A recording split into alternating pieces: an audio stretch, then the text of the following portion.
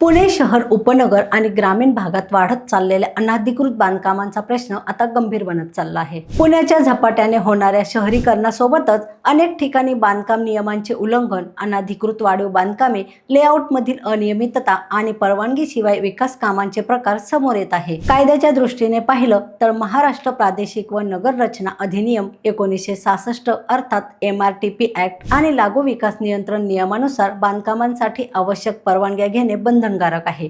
अनधिकृत विकास आढळल्यास संबंधित प्राधिकरणाला नोटीस देऊन कारवाई करण्याची तरतूद आहे। PMRDAच्या कार्यक्षेत्रात अनधिकृत बांधकामांवर MRTP ऍक्टच्या कलम 53 अंतर्गत कारवाई केली जाते। पण इथे दुसराही महत्त्वाचा प्रश्न आहे। परवानगीची प्रक्रिया सर्वसामान्य नागरिकांसाठी किती सोपी, पारदर्शक आणि वेळेत पूर्ण होणारी आहे। सध्या महाराष्ट्रात UDCPR 2020 आणि संबंधित विकास नियंत्रण नियमानुसार बांधकाम परवानगीची प्रक्रिया चालते। ऑनलाईन BPMS, ऑटो DCR आणि ई-स्कुटिनीच्या माध्यमातून प्रक्रिया सुलभ करण्याचे प्रयत्न सुरू आहेत।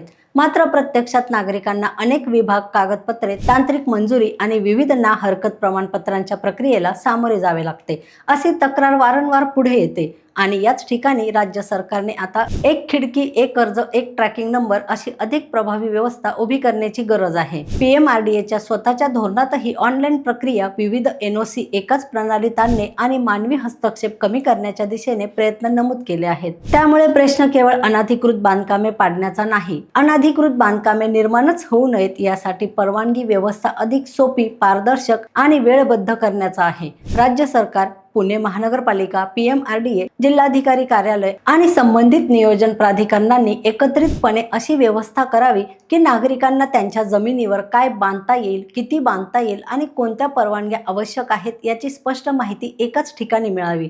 प्रत्येक अर्जाची ऑनलाईन स्थिती दिसावी, मंजुरीसाठी निश्चित कालमर्यादा असावी आणि अनावश्यक मानवी हस्तक्षेपाला आळा बसावा। कारण आज अनधिकृत बांधकामांकडे दुर्लक्ष झाले तर उद्या त्याचा परिणाम केवळ एका इमारतीपुरता राहणार नाही। रस्ते, वाहतूक, पार्किंग, पाणी, ड्रेनेज, अग्निसुरक्षा आणि संपूर्ण शहराच्या नियोजनावर त्याचा परिणाम होणार आहे।